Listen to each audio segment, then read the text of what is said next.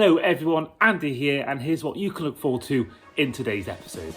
In today's episode, I was joined by first-time guest Ander Iturralde as we review Week 14 of the 2025 NFL season.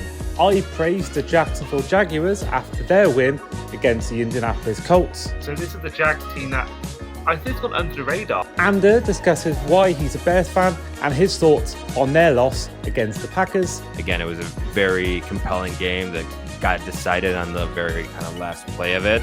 And much more as we review the rest of the week. Hope you all enjoy. Hi everyone, and welcome back to the Across the Pod NFL podcast.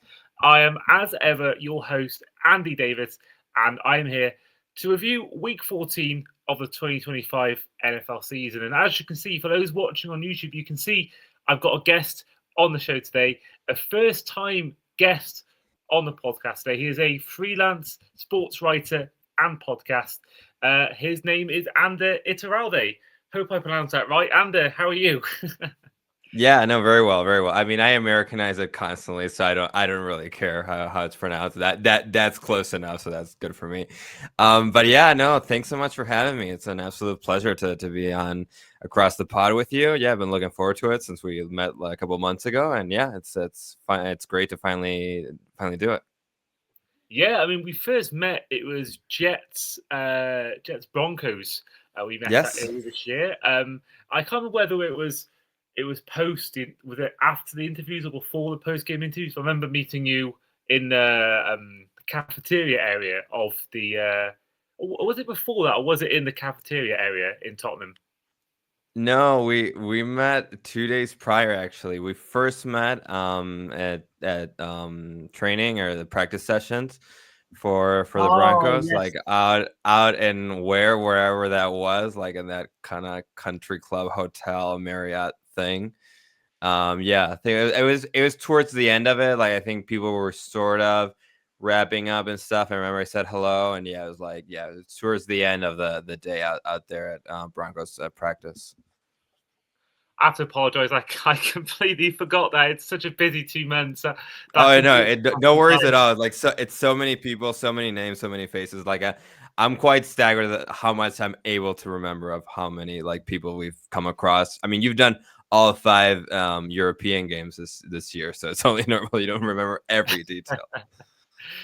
And of course, yeah, you are a Bears fan, and you've told me off camera Yes. the reason why this is. But for the benefit of the audience, tell them what made you a Chicago Bears fan. Yeah, it's not that interesting of a story, unfortunately, for people listening or watching the podcast.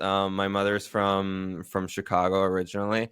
I was born and grew up in Spain. Then in high school moved to the States. Lived in Chicago for a bunch of years, but I was already like a Bears fan from pretty early age. Like I remember I first started watching American sports when I was like 6, 7, 8 years old.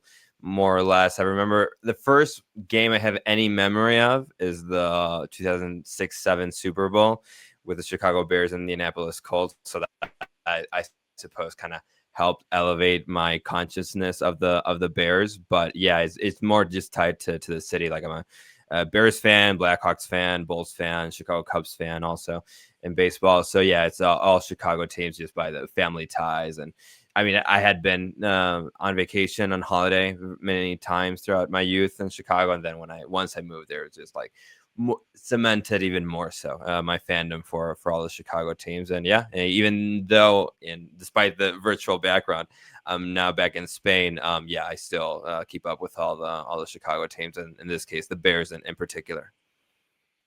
Yeah, I mean, it sounds like you're fully invested in Chicago sports fandom. I mean, yeah, I love watching basketball, ice hockey, but there are a lot of games. I kind of do keep up with the scores in the hockey. When the NFL season's going on, I find it hard to really properly watch Oilers games because it's so many games to try and keep up with. And also, I'm the same way. Like I love the NHL, I love ice hockey, but once the NFL rolls around, I'm usually just focused. I mean, I also do football and Premier League and stuff, so like that's my main beat. But like once the NFL rolls around, it's just football and American football. And once the NFL ends, then I'll be able to pay a little bit more attention to hockey, basketball a little bit also, and baseball is mostly just the playoffs because that problem with how many games there are in hockey and basketball doubles in baseball. So it's just way too much. But I still enjoy them, and again, here and there, try to follow as much as I can. I think that's what you can do because we all got our own lives, and the older you get, the more stuff happens and the more responsibilities you have. But certainly, I certainly try and just watch as much YouTube highlights as I can. If they're on at a decent time, I'll watch the game in full, particularly basketball because hockey's got terrible coverage in the UK. So certainly basketball, I do try and watch it when I can. Okay. But no, it's all good, and certainly American sports culture is one of the best in the world, and Chicago itself. I mean, they just live and breathe sport, and particularly the Bears. I mean, the Cubs and the White Sox, a bit of split loyalties within the city. Obviously, the Bulls have got the most famous player of all time, and then but the city seems to live and breathe the Bears more than I think any other team they've got in Chicago. Yeah, I would say it's quite. I mean, the NFL is just number one, so it does absorb all the attention and is number one. But I would say the Cubs are up there. In interest. I mean, just by the not per game, obviously, but again, with the amount of games that they play and the amount of interest and how packed Wrigley Field is able to remain with in this case, an 81 game home game calendar season is quite remarkable. And it is a team, I think, also where Wrigley Field is located that does feel very much of Chicago. The White Sox struggle much more with that just because of where it's located and how it's just kind of the team has been managed over the years. But yeah, apart from the Cubs being, again, a team very signature of Chicago, the Bears are just number one just because of the NFL just being the most popular league in the country. And just, when it's just a sport that's so intense, so concentrated. Again, it's a very short regular season, so that really heightens the amount of interest and attention it's able to generate, so to speak. So I think, it's just a team, it's just a city and a team that really go hand in hand. And this year, finally having a good season, it's been accentuated that much more. How deep the fandom for a team so historic. Also, the Bears have been around just forever. It just really shows how big, how important they are to the psyche of the city. Yeah, funny you mentioned Wrigley Field because I remember when I was in Chicago, I got on the subway from where I was staying to the main city, and literally the subway goes around and it goes through Wrigley Field, and that for me, when I went, I always say this before, but this is why I'm a Cubs fan, is because I love the city anyway. But then the fact that when I was going around, I literally got goosebumps. It was just the kind of the way it's laid out, the setting it's in. It's a very magical place. Totally. If anyone's ever been to Chicago, they'll probably say the same thing, unless maybe they're a White Sox fan. But most people will say if you go past Wrigley Field, whether it's walking past it or you're on the subway or driving past it, it is just such a iconic place, such a special place to look at. So if anyone ever is going to Chicago in the next few weeks or wants to go to Chicago, I would definitely recommend going down that way, and also go to Giordano's over Lou Malnati's for a pizza. Yeah, I can agree with that. I've always been a slightly more Giordano's person than Lou Malnati's. I like both, but I'll take Giordano's of the two. Pequod's is for the very the kind of next level pizza connoisseurs. So if someone's interested in that, I can recommend Pequod's, which is smaller. I think it has maybe 2 locations now, but yeah, it's definitely a place for deep dish pizza. Well, let's head into our Week 14 review. So there were wins for the Detroit Lions on Thursday night as they beat the Cowboys 40-30 to keep their hopes of making the playoffs well and truly alive. The Dolphins got another win as they beat the Jets by 34-10, and the Seahawks they won by 37-9 to go 10-3 against the Atlanta Falcons. The Baltimore Ravens lost a huge AFC North match to the Pittsburgh Steelers as the Steelers won by 27-22. Rodgers getting his first rushing touchdown in 3 seasons. And the Tennessee Titans got their second win of the season as they beat the Cleveland Browns by 31-29. But our first game to cover is involving the Bengals and the Bills in a big game going into it. That was big in terms of can the Bengals keep up with the AFC North and keep their outside chances alive? And can the Bills keep the gap between them and the Patriots just to 2 wins and keep their spot in the seedings in the AFC wildcard well and truly solid? And what a game we got. We got a 39-34 win for the Buffalo Bills. The Bills were 10 points behind for a lot of this game, but a sequence that happened in about a minute on the game clock. We saw a Joe Burrow pass intercepted by Christian Benford, return for a touchdown, and then a Burrow pass intercepted by AJ Epinesa, which turned the game round in a massive sequence. We saw Josh Allen running for 40 yards as well.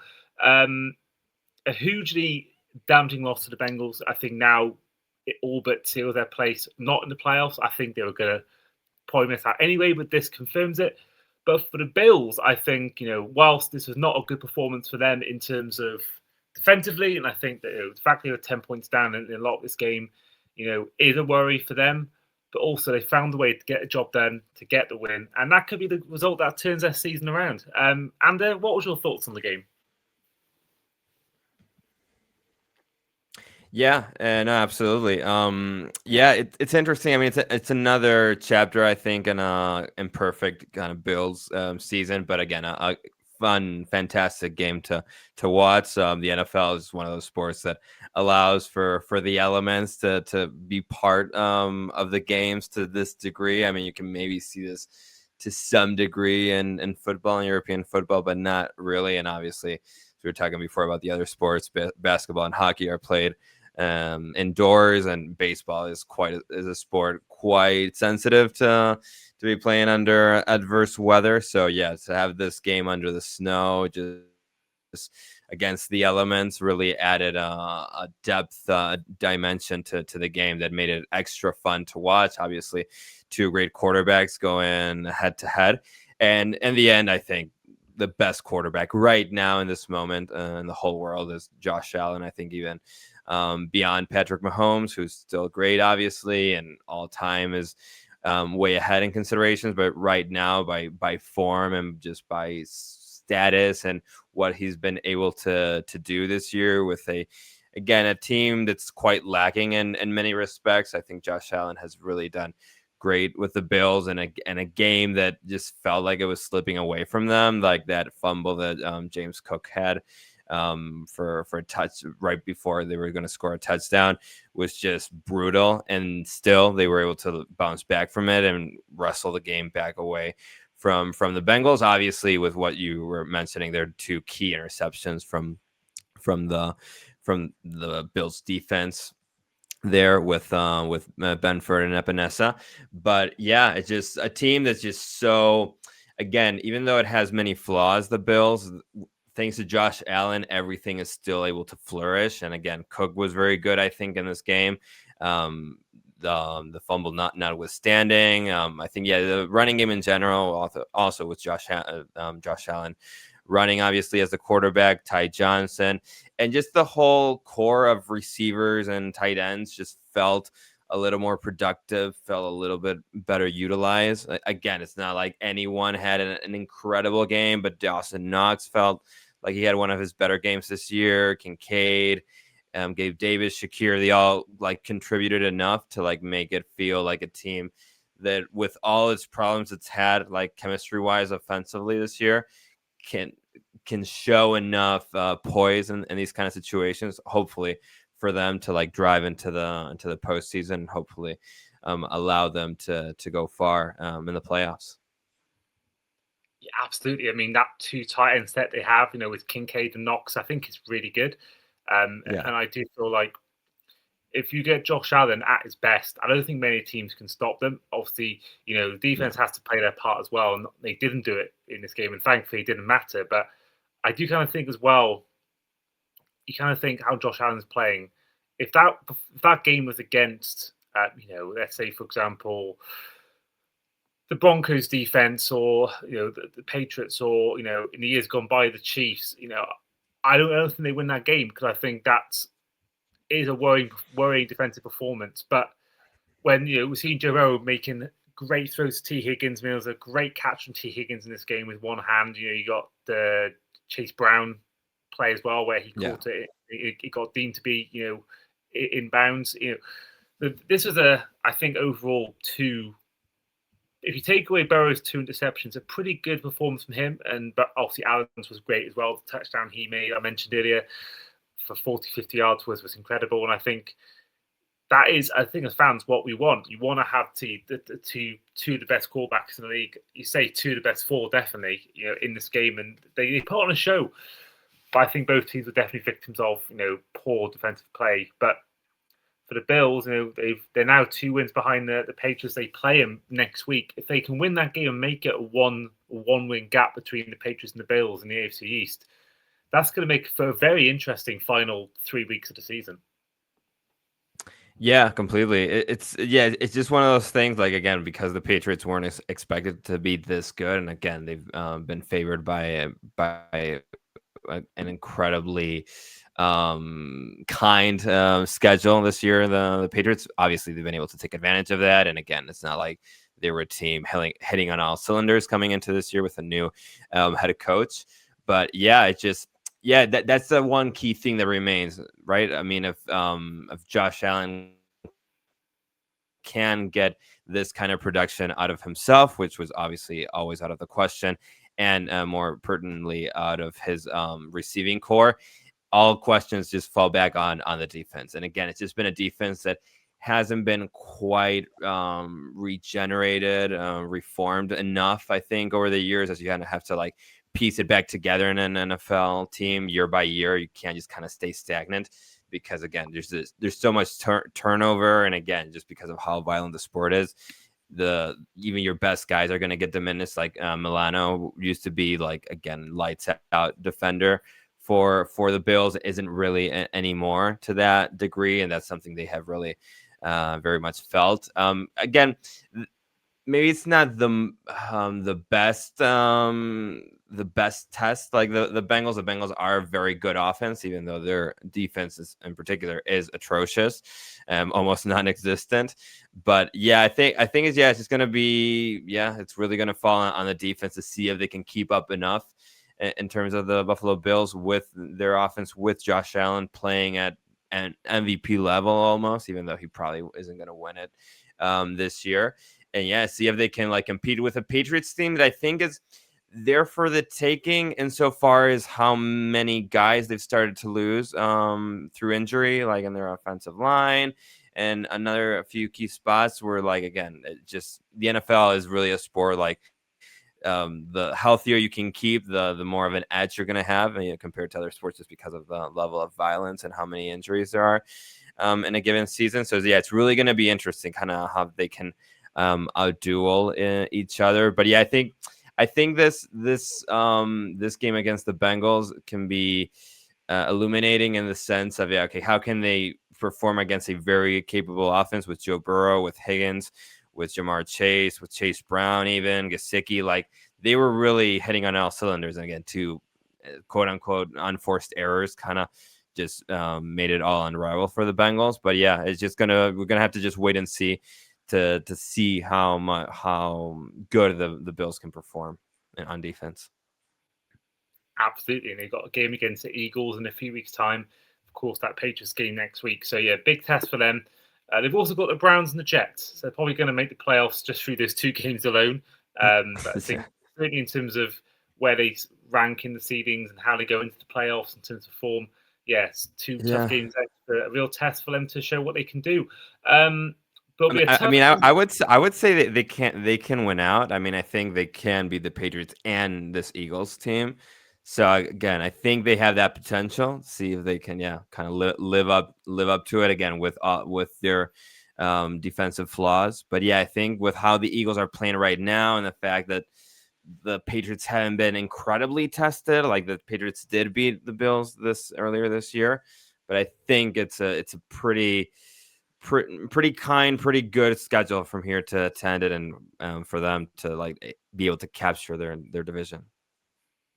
Absolutely, and I think the Patriots have had an easy schedule, and I think they are slight pretenders when it comes to whether they'll win the AFC in total. But I think if they lose that game against Buffalo Bills and next week, I think it just opens up a massive jeopardy involved in the rest of their games, and they can't really mess up. And I don't know. Yeah, I mean, momentum really goes to the Bills in that case. If they win that game, I think it all kind of shifts pretty violently. Again, in a sport that has such a short schedule, like all these games, a lot rides on all these games, and like these little momentum shifts can really decide a season.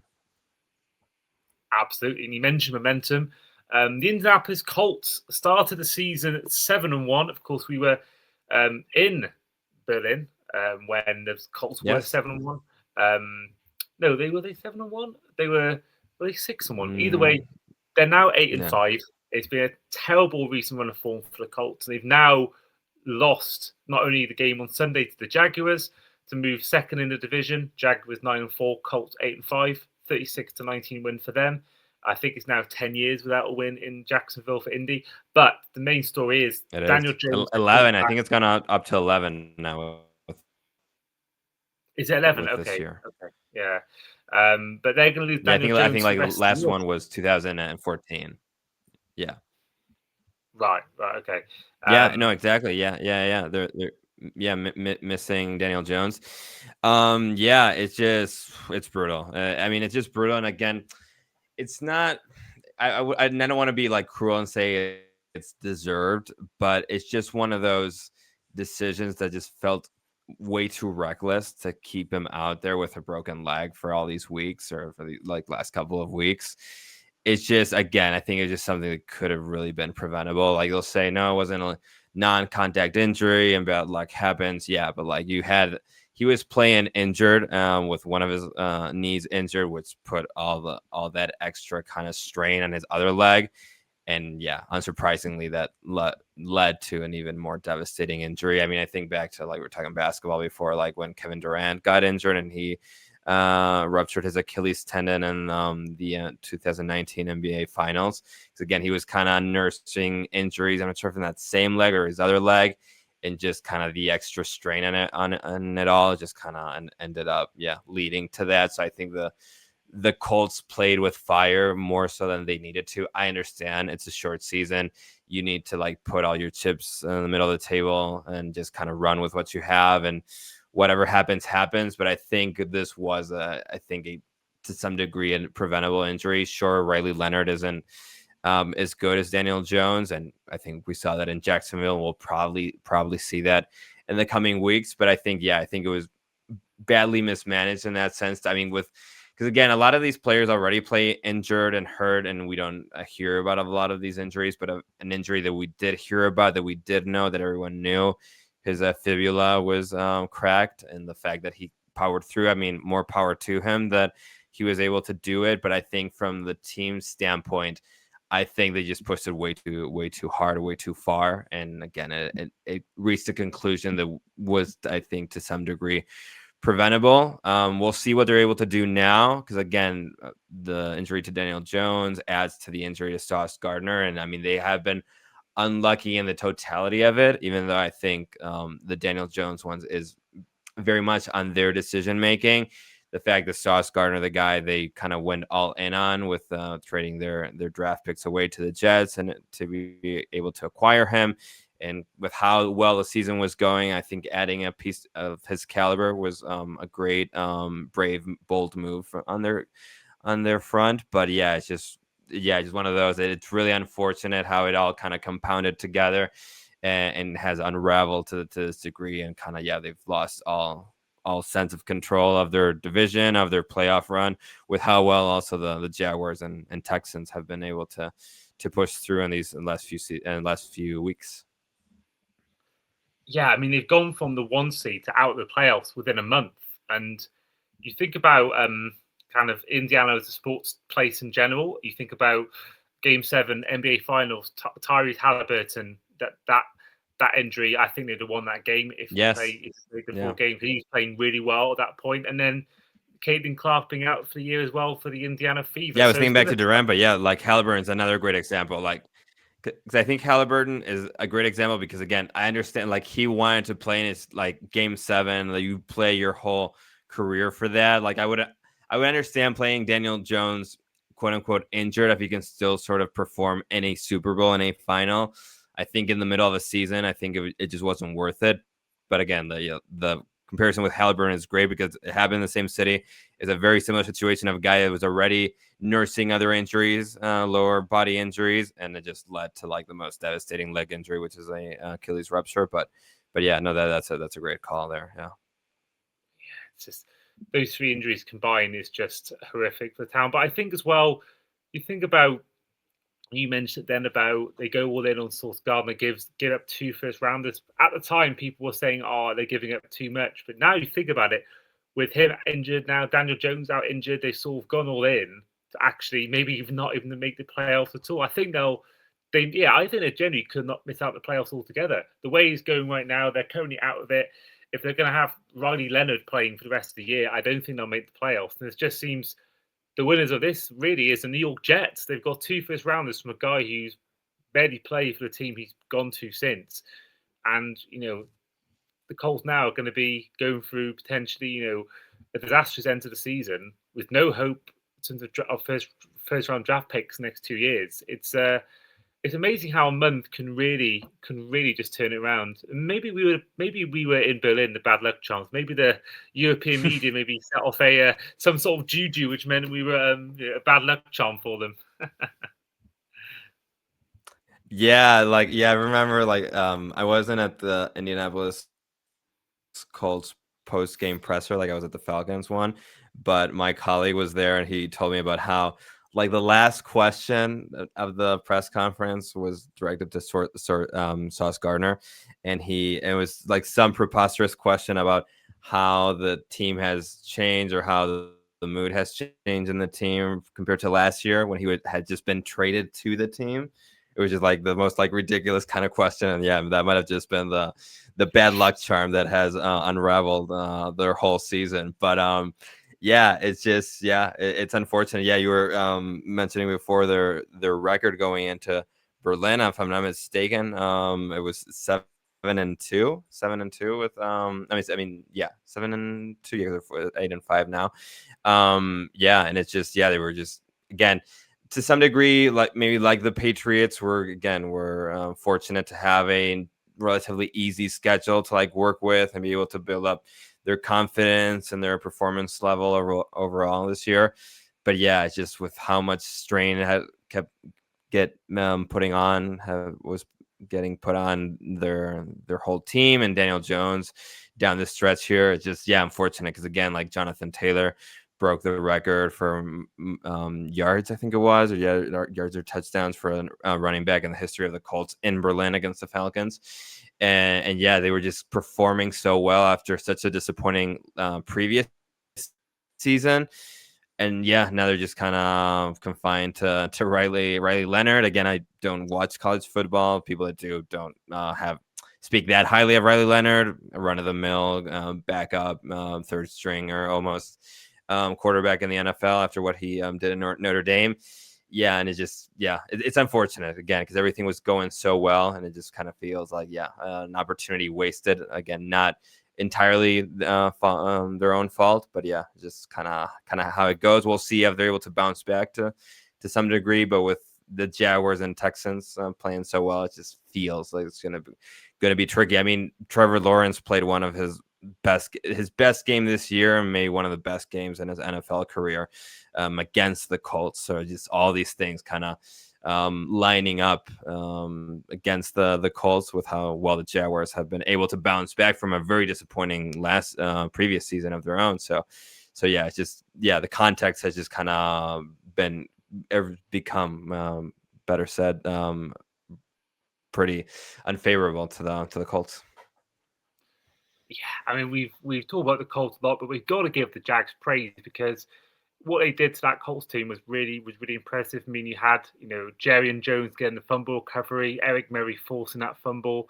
You've got like Greg Newsome, 1 interception, 5 tackles, and then this is a defense that has the best run defense in the whole league this year. But even they're able to stop Riley Leonard's passing as well.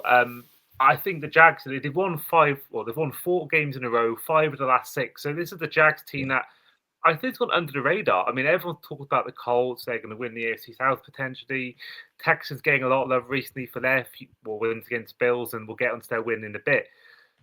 But the Jags, I feel like no one's really talking about them. Maybe it's because Jacksonville's not really that glamorous a place, or maybe it's not the most marketable team. But the Jags seem to be going really under the radar. They're top of the AFC South. It's in a really good first year for Liam Cohen, the guy that everyone teased before the season started with his Duval introductory press conference moment. And this is the guy who, talks really well, has guided Lawrence to one of his maybe his second or third best ever season as a pro. The defense has been really, really good this year. And yeah, I think the Jags deserve a lot of love because they're not getting much of it. And I think they deserve to. So yeah, fair play to the Jags. And I think, again, I don't think their team is going to ruffle many feathers in the playoffs. I think it could be an easily a one and done team, maybe division round at a stretch. But at the same time, for first season and your first ever time being a head coach, Liam Cohen deserves all the praise in the world. Yeah, no, absolutely. I mean, I saw a tweet a few hours ago that was highlighting a question that was asked to him after the game. The question went as follows: when you have a team that feeds off disrespect, how does that continue to go when that respect starts to come? And he answered, I don't know if we'll ever really get it. So that's the beauty of it. It ain't coming. You know that. And it's just, and someone kind of highlighted how that quote really exemplifies how nice of a fit he is for the Jaguars. Because you mentioned there before, I mean, they are effectively the smallest market in the NFL. Again, Green Bay is smaller than Jacksonville, but the Packers aren't a small market team as such because of their fandom and how just historic of a team they are. The Jaguars are effectively the biggest afterthought of a team in the whole NFL just because of the size of Jacksonville, of that market. And they are the really only professional sports team in Jacksonville. I mean, are just a team in the 4 or 5 major American sports leagues. And yeah, it just really makes them be that sense of an afterthought. Again, Trevor Lawrence, if he was playing in New York or Chicago or Boston or just one of the bigger markets, his career probably would have been much more scrutinized than it's actually been in Jacksonville. And the fact that they've been able to retool this year, because again, they're a team that, I mean, the Urban Meyer catastrophe notwithstanding, they were able to kind of have a promising initial run with Doug Peterson that really just kind of fell apart quite quickly in the next following 2 years. And again, with a quarterback that has the amount of talent and promise that Lawrence still has, the fact that they've been able to kind of patch things up and retool and be a team that's kind of found their flow and their effectiveness to their game. It's just a great story. And I think not dissimilar to the Chicago Bears, for example, they've been a team that's been able to squeeze out a lot of wins out of bad performances. And I mean that in a complimentary way. A team that's kind of been growing, has kind of been finding themselves. Liam Cohen trying to leave his mark on this team and really guide them to reach next levels.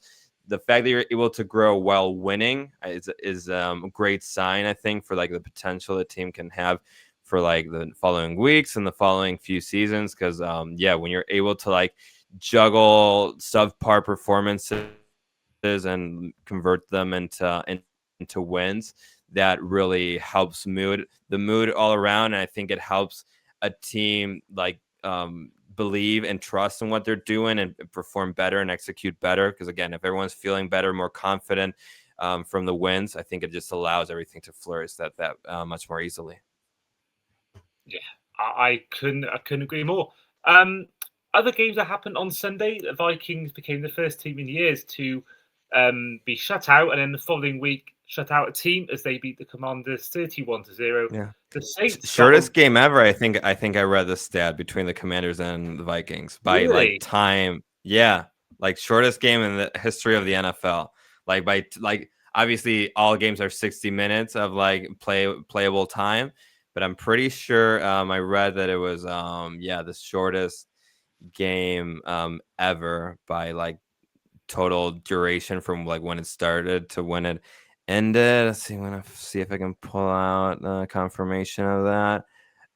2 hours and 39 minutes. The total amount of time it took from like the first whistle to the final whistle, to use European football parlance. Oh, I didn't know that. I thought I was coming in with the most impressive stat about them being shut out and then shutting out, but that's even more impressive. That's I mean, yeah, both are pretty good. I mean, from being shut out to shutting out another team, I mean, it's quite remarkable for how ridiculous of a team the Vikings are right now with how bad they've performed on offense, to have that performance, even if it's against the Commanders, after being brutalized by the Packers. I mean, it's quite remarkable. yeah. Looking at here, it's 1992 the last time a team win by a shutout after getting shut out the previous game. I think they're saying here it was the Broncos in '92. They lost 30-0 in week 3 and then beat the Okay, Browns 12-0 in week 4. So there we nice. are. There's some NFL history there for anyone listening to the podcast. The Vikings. Yeah. The Elway Broncos. I think there's a documentary that's just come out, I think, on Oh, Elway nice. and the Broncos on Netflix. I'm pretty sure I saw that the other day. That's come out. But my issue is that there's too many documentaries these days. There's a Dallas Cowboys one. There's this, there's that, and there's obviously multiple different platforms now, different streaming services. There's too many things to watch. I mean, there's one point in time I had America's Game to watch, Hard Knocks for the Bills, the Dallas Yeah, I Cowboys mean, I documentary. mentioned it if all someone back wants on to watch Netflix. it. I don't think I am going to. I mean, because documentary doesn't mean what it used to mean. Yeah. Mm. It's just Yeah. too much content, too much stuff. I can't. I still haven't watched the Bills Hard Knocks. I still haven't watched the Cowboys documentary because it's just too much to watch. I think there needs to be some sort of slowing down. I think of all these different documentaries. I don't see it slowing down personally, but I do think there's so much stuff to put No, I on. mean, I don't think it's slowing down. I would say like not all of them are must see again, because again, documentaries don't. I think a lot of people struggle with just the idea that there's so many of them, just because of like the idea we have in our heads of like what a documentary used to mean, or like the level and quality a documentary, like the term documentary had attached to it.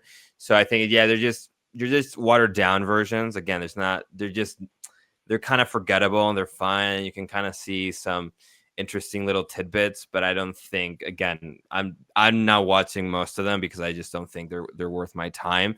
They're perfectly fine for what they are. They fill time. I think they're great for like the fans of those teams to kind of have a greater depth of like kind of the history and the nostalgia of it. But yeah, it's just at the level they're producing them, you just can't keep up. And I don't think the quality of them necessitate you having to keep up with every single one of them. Yeah, I think you're probably right. There was a shock win for the Saints as they beat the Buccaneers 24-20 to put the Buccaneers NFC South hopes in further jeopardy, and the Broncos keep at the top of the AFC seedings as they beat the Raiders by 24-17, and the Rams but dominated the Cardinals as they won by 45-17. And before we go on to Sunday Night Football, Bears Packers was, of course, a game, and that you had a keen eye on in this game. Friend of the show, Ash, was actually at the game, and so you got to see a Nice. thriller as the Packers won by 28-21, moving them to the top of the NFC North, and they moved the Bears from the number 1 seed in the NFC to the 7th seed. Ander, I'll let you go first as you're a Bears fan. What's your take on the performance and the game overall? I'm pretty encouraged overall. It was bitterly disappointing to lose in that fashion with that game-winning interception for the Packers. Obviously, that stung quite badly. It was a fun game to watch. I mean, I'm usually a red zone watcher, even with Bears games on, but like this one had to like be watched in full with no other red zone distractions of any other games. So yeah, I was really zoomed in on this game, and I mean it was great fun to watch, especially the second half. Again, the Packers-Bears rivalry is interesting because it is one of the bitterest rivalries in American sports. Again, a lot of rivalries in American sports don't compare to, I don't know, football in Europe, for example. But within the American context, it is one of like the most heated rivalries. But at the same time, because the Packers have been so superior to the Bears for such long stretches of time, I mean, the Bears have just been a team that has been hovering kind of below average line. They have never sort of been like atrocious to the level that Jaguars have been during many years, or the Browns, or the Raiders. But again, they've been a team that haven't quite kept up with the Packers. Again, as the Packers had Favre, and then Rodgers, and then now Jordan Love. But the fact that there's a sense of in the team now that they can compete and they can stand toe to toe with the Packers is, I think, the most encouraging sign of that game. A lot of Packers fans, I've seen a lot of chatter of this, like, do you kind of want to drive the point home that it wasn't that close, that there was probably a couple penalties, holding penalties not called against Micah Parsons, again, are like penalties against the Bears that were kind of handsy with the star defender of the Green Bay Packers. And again, I think that's a fair point. I think that's something to highlight. The first half was very bad from Caleb Williams. As much of a believer as I am in him and his ability or his potential to become a very good NFL quarterback, he's still very inconsistent. And the fact that first half, him and the offense overall, I think schematically and just kind of in every sense, the running game wasn't working really well for the Bears. So you kind of had that story of the first half, and it felt in that first half, okay, the Packers are going to run away from it, and they're going to really show and cement the fact that they are, by talent, the superior team right now. Again, the Bears are a great story this year, but the fact that they are such a great story does show that they aren't at the level of the Packers, and they still aren't. But the fact, again, that they were able to make it close and they were able to come back from such a disappointing first half and really have a lot of plays that were very impressive, even throughout kind of Caleb's problems and situational awareness, of not being as precise and as sharp as you maybe would want him to be. Again, it was a very compelling game that got decided on the very kind of last play of it. So yeah, what I make of it is, I think that's very many positive, encouraging signs from the Bears. The fact that they are able to like kind of match up this way with the Packers, and we'll see in a couple of weeks at Soldier Field if they can reverse fortunes. Yeah, I think Williams, to me, has definitely had a really good second year. I think it's been a lot of positive moments. I mean, even in this game alone, the way he's able to, scramble out of the pocket and make the moves. I mean, that pass to Cole Kmet and the catch itself were both just excellent. Yes. I got to praise the Packers because, in particular, I want to praise Keyshawn Nixon because he's a guy that I've followed a lot this year. I've been really impressed with his tape this year. I mean, he's second in the league right now when it comes to passes defended. And I think he's managed to get the 30th most tackles in the league amongst any player from the cornerback position. It's sort of in a nickel sort of type of cornerback. And yeah, I thought for him as well, he's made sort of really key plays and key moments. I mean, there was a game, I believe it was against Commanders, where he had like the most passes defended in a game. I think it was 5, most since 2018. But I think for me, in this game, what really impressed me was the final drive for the Bears. He made the crucial play, interception in the end zone. And I think he's been, sort of gone under the radar from this Packers team. If you think about the defense as a unit, I mean, Micah Parsons has got so much of the media coverage, and he's quite rightly has, because he's been brilliant. The impact he's made on the rest of the D-line has been excellent as well. But I feel like Keyshawn Nixon, guy who's coming in to be Jair Alexander's replacement, a really important player for the Packers over the year, Alexander, before his move. So he's got big shoes to fill, and he's coming in, I think, he's done really well this year. And I think, when chips are down in the biggest moment, week 14, it's post Thanksgiving. The games all so crucial at this point of the year. I was just really impressed with how he managed to make the plays and in that moment, especially to steal the game and what could be a really important result, not just winning the division, but also for seedings. And that could be the difference between hosting a divisional round game or hosting a championship game or being the road team. So I think, fair play to Nixon.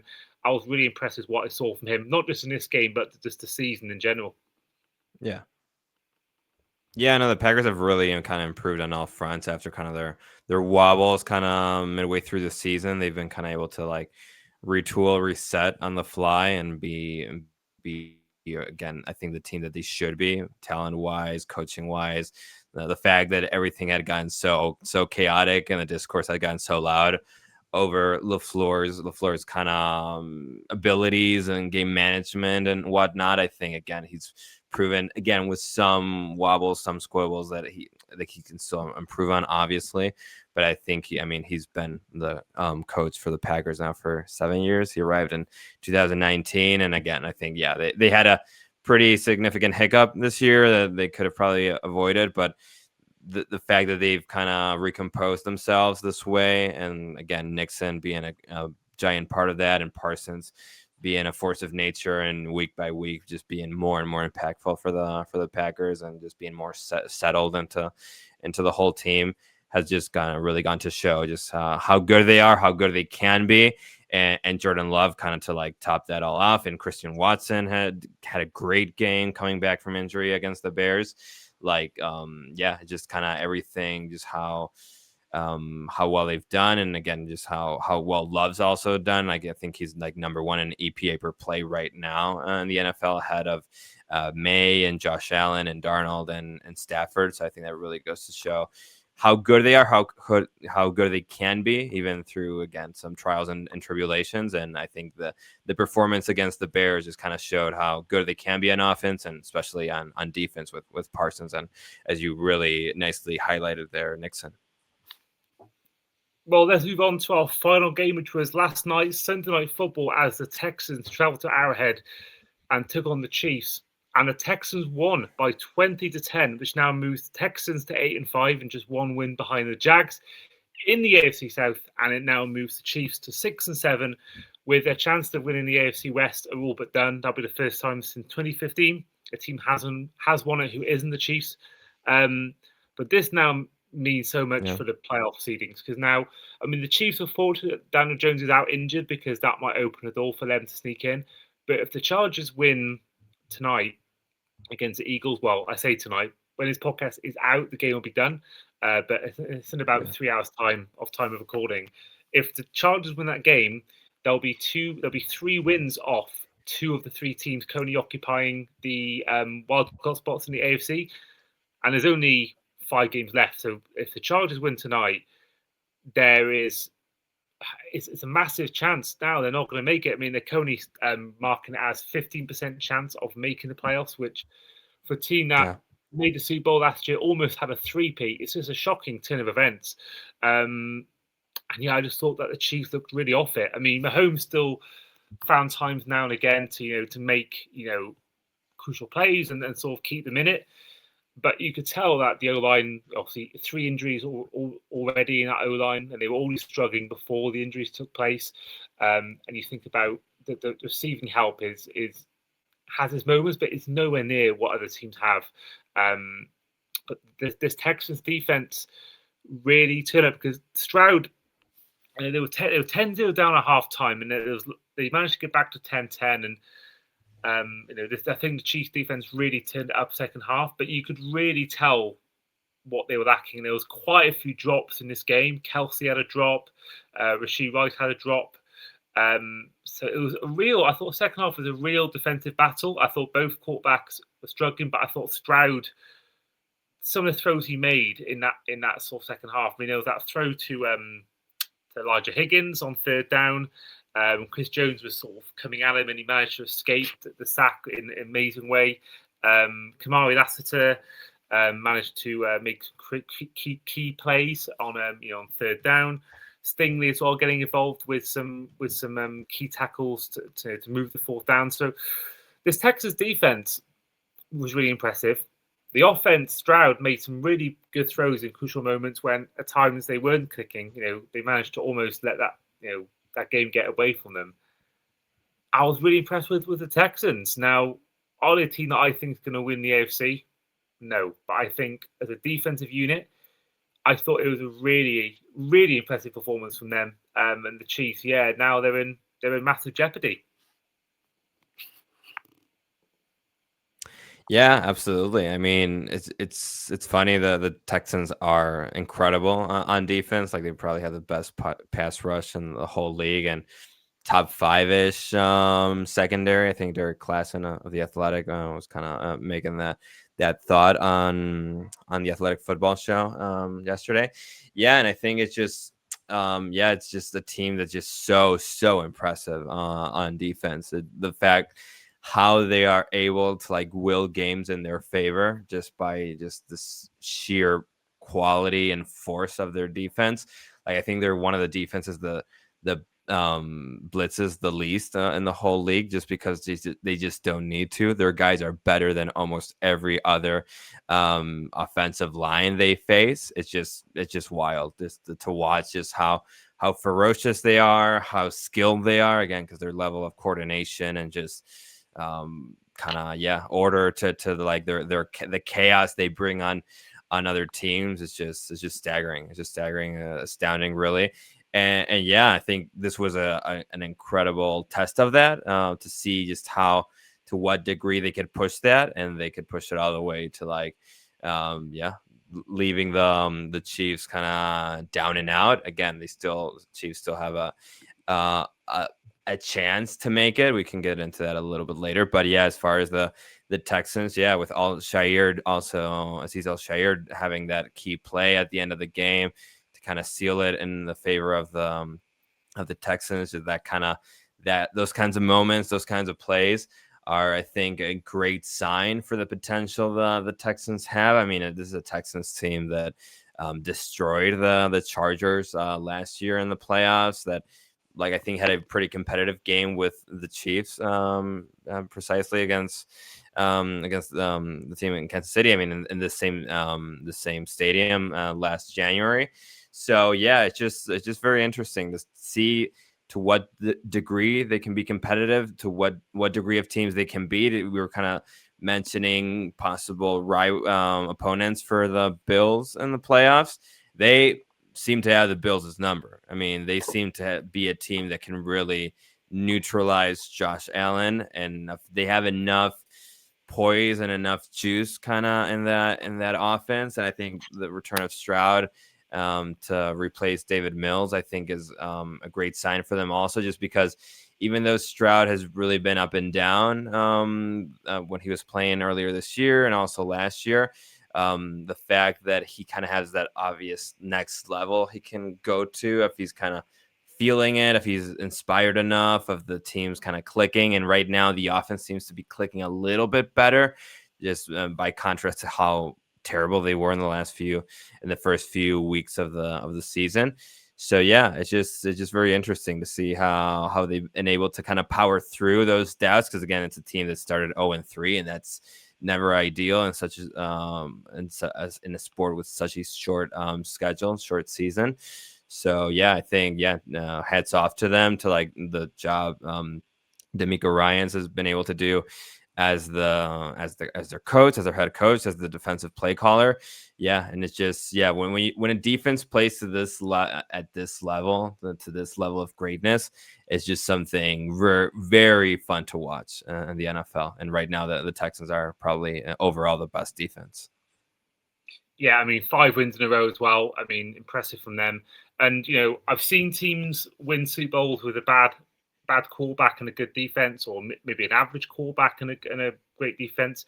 But I've never seen a team with a bad defense win a Super Bowl. So I think it goes to show, if you got a good defense, then that is that you're halfway there towards winning stuff. And I think Stroud, obviously his rookie year was by far his best year, but I think even in games since, in playoff games I remember the game against the Chiefs last year, if their kicking was better and they hadn't made those errors, I think there was a few fumbles or drops, they could have won that game against the Chiefs in Arrowhead. And I think Stroud has had in big moments in crucial games has made the big throws. I think in this game you saw it again on crucial third downs.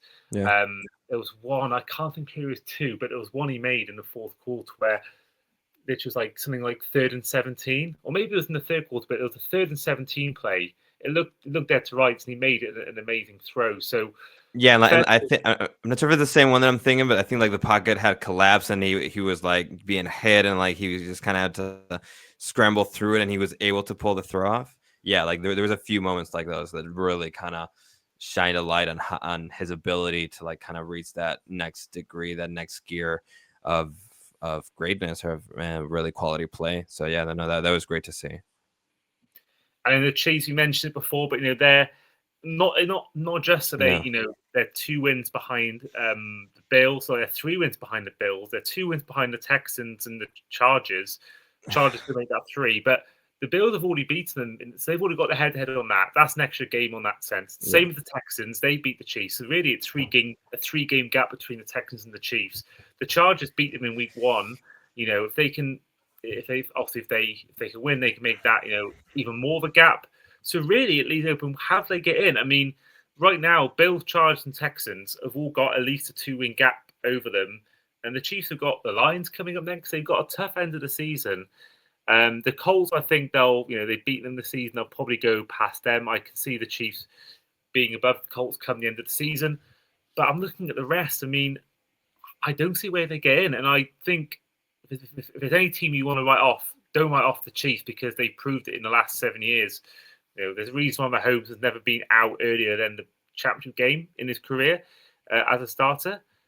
But I just think the way the Chargers are the Chargers are the Chargers for a reason. They find ways to lose games. So I think I'm looking at the Texans and the Bills, and I just don't see any way the Bills or Texans don't have this collapse where they lose out to the Chiefs. I think really their only hope is beating the Chargers in their next game, and it's to just hope that they can just charge her up. But even then, you've got the Ravens 6 and 7, same as them. The Dolphins 6 and 7, and so it's looking hard. It's looking hard, and there's talk about Kelsey. Is this the end? I think Mahomes made a quite cryptic comment in his press conference yesterday. I've seen Chiefs fans criticizing Andy Reid. I think that's absolutely insane. But yeah, it seems like for the first time in his career, he's going to miss out on the playoffs, which I think as fans, I talked about it with Daniel Harper in our Week 13 review. I think as fans, I think it's quite a refreshing thing for us because I was saying I've only seen a Super Bowl in full once that hasn't got either Brady or Mahomes, and that was Bengals Rams. Whether it's the Patriots dynasty, whether it's the Chiefs dynasty, I've never seen many of the AFC quarterbacks make it in. So I think for most NFL fans, I think when you see a team who wins it often to not be in the playoffs, I think it's just something new. It's something fresh. It's something refreshing for NFL fans.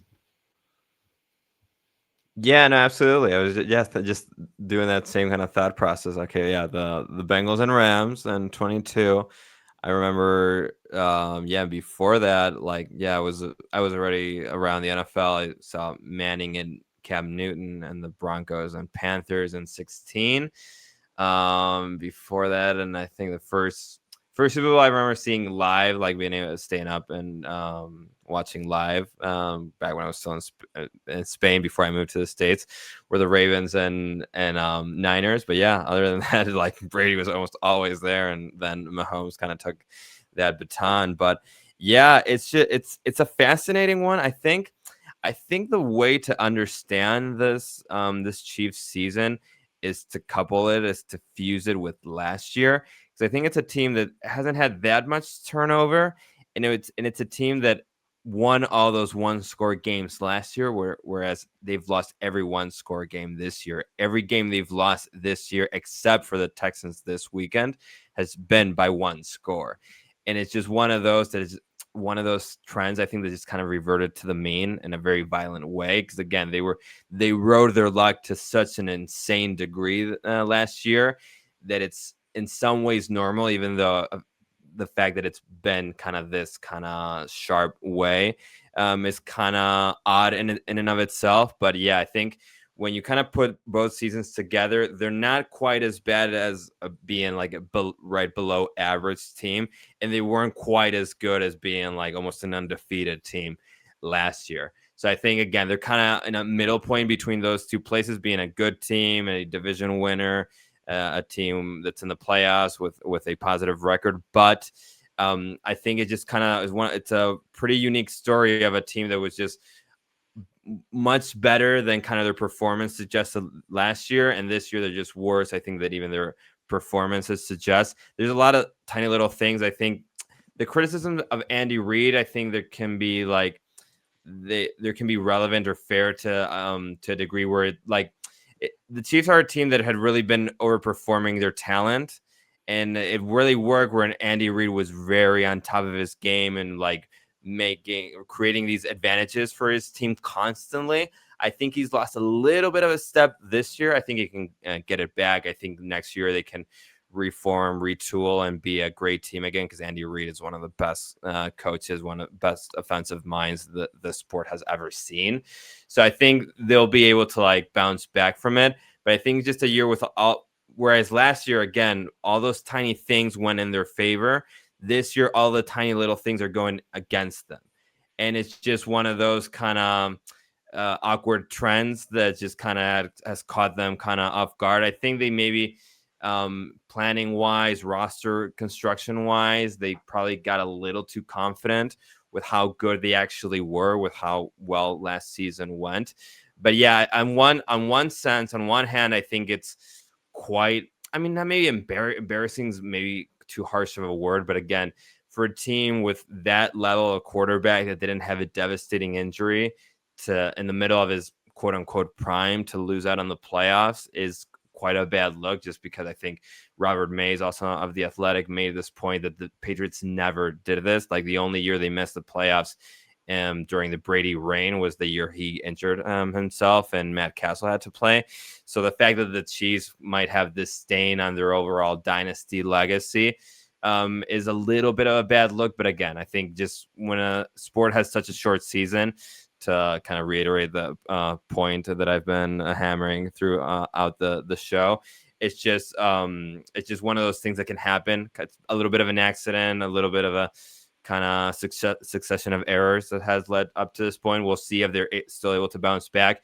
But right now, the feel of the team is of a team that I don't think is going to be able to bounce back, even if the Chargers implode and they lose all the rest of their like offensive linemen and they really aren't able to win another game from here to the end. But it's going to be interesting until like they're completely mathematically out of it. Absolutely. And you mentioned that. I mean, even the Patriots that won Matt Castle season, they still got 11 wins, which most years. Exactly. So even they missed out on the playoffs, but they still got 11 wins when only 6 teams could get to the playoffs. And I think also I saw this talked about when they're talking about the Brady Mahomes debate, which I think has been killed now. I think Brady is going to be always seen as a GOAT, but he also beat him. So that it's just one of those things like Brady's level of winningness, to use a term, has just been so astounding. Like, Mahomes would have to match that and almost surpass it just because Brady beat him twice, once in the Super Bowl. So I think, it's even though he has an enormous amount of talent, in that conversation of best ever, Brady's just going to edge him out, I think, in almost every scenario. Yeah, and also, they never had a loss quite like, I think there's been twice now where Mahomes lost heavily in the Super Bowl to the Buccaneers against Brady in 2020 season, and then the Super Bowl against the Eagles. The Patriots never had a Super Bowl loss. You think about their 3 losses. You had the Nick Foles Philly special, the David Tyree helmet catch, and the Mario Manningham miracle catch 3 years later. So they've lost 3 Super Bowls literally by miracles and others. And they almost score. And you also did it again. You think about the Seahawks when they won that game, the catch by Curse, which would have been one of the greatest catches of all time if they'd won that game, which they should have won that game if they ran the ball. And then you think about Julio Jones's catch for the Falcons, which was again overshadowed by Edelman's in Super Bowl 51. So really, they've had so many close games, but never been blown out. Before we do go, I want to ask you 2 questions. I'm now asking all fans towards the end of the year. Now, let's say you get an email, Ander, one day saying, we're giving you a vote in the MVP. You reply back to the email with which player? For this year, MVP for this year. Yeah. I mean, again, like Love's playing great, Drake May's playing great, and he has kind of that factor of like the unexpected and oh my god, like kind of came out of left field, even though he showed promise last year. And even though Josh Allen has been also great for the Bills, there's just still something again with how deteriorated his body has been, quote unquote, even though it hasn't really shown.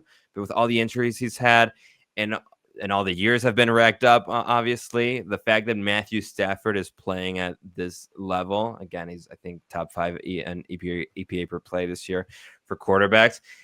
My vote would go to Stafford. Everyone else has been really good. I think it would be fine if you give it to Love, to Drake May, to Josh Allen, or even to Dak Prescott, to throw out a name of a guy on a team that hasn't performed all that well, but he has probably had his best year as an NFL quarterback.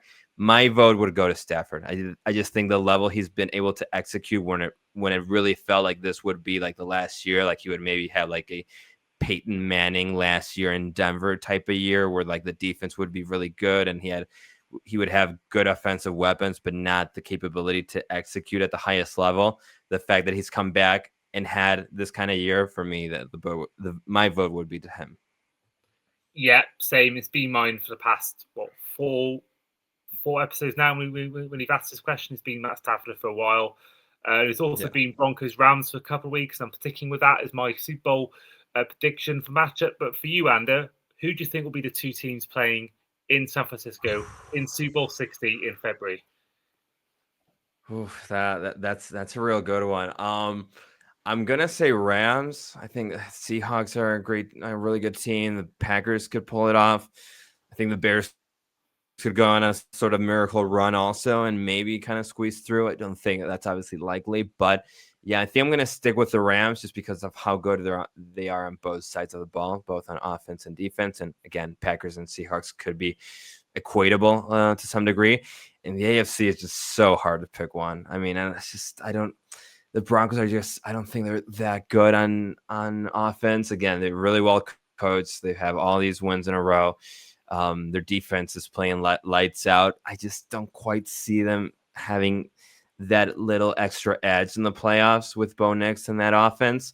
So I am going to say, even though they're on the flip side, their defense isn't all that great or all that impressive, I'm going to say it's going to be Bills-Rams, the Super Bowl. I think the Bills are going to break through again on the back of Josh Allen, like a human Buffalo man. They just like playing out of his mind with the Bills, and I think he's going to be able to take them to a Super Bowl, even if again their defense is still kind of suspect, or kind of jury's still out to see how they can do in the playoffs. But I'm gonna stick with Rams against the Bills.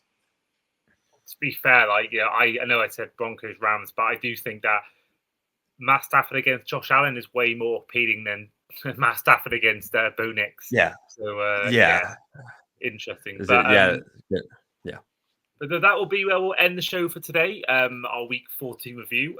So, Ander, first of all, thank you for coming on. Thank you for making your debut on the show.